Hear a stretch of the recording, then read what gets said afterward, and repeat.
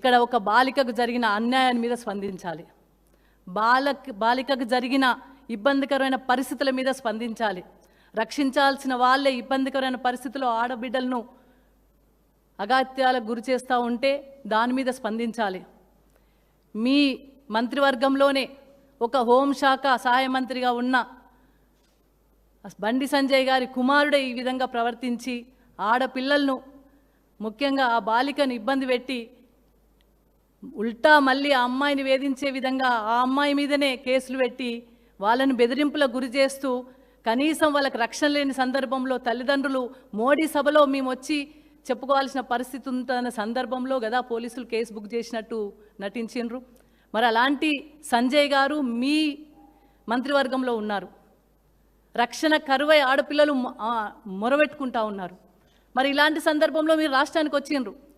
మాకు నిన్న మొన్న తెలిసిన సమాచారం మీద ఏదో శిలాపలకం మీద ఆయన పేరు లేదు, లేకపోతే ఇన్విటేషన్లో ఆయన పేరు లేదు, ఆయన పక్కన పెట్టిందని ఏదో చెప్పుకుంటా ఉన్నారు. సబ్జెక్టు కరెక్షన్, నాకు అంత ఐడియా లేదు.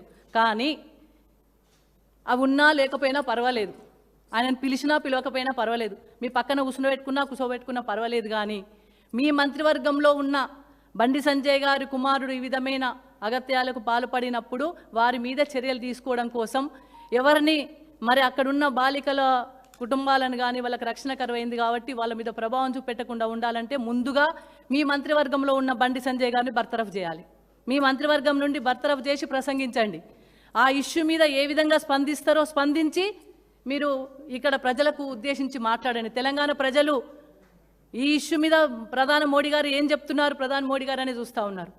కాబట్టి మీ పక్కన కూర్చోబెట్టుకొని మీ మంత్రివర్గంలో కూర్చోబెట్టుకొని వాళ్ళే ఇక్కడ ఆడబిడ్డలను ఇబ్బంది పెడతా ఉంటే వాళ్ళకి మంత్రివర్గం నుండి బర్తరఫ్ చేయకుండా మీరు ఎన్ని ప్రసంగాలు ఇచ్చినా మాకు అమ్మాయి ఆర్తనాదమే వినబడుతుంది. మీ ప్రసంగాలు మా తెలంగాణ ప్రజలకు వినబడేయండి.